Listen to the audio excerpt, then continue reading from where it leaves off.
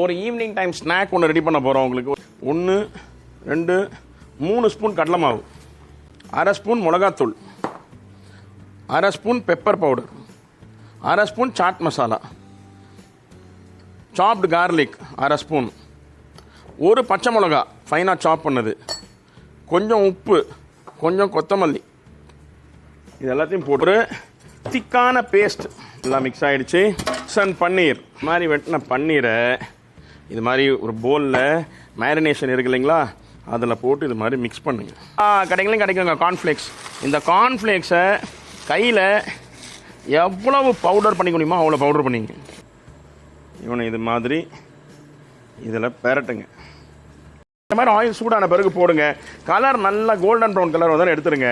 பன்னீர் அப்படியே பட்டர் மாதிரி சாஃப்டாக இருக்கும். ஆனால் தூக்குங்க, எண்ணெயிலேருந்து வெளியே எடுத்து போடுங்க.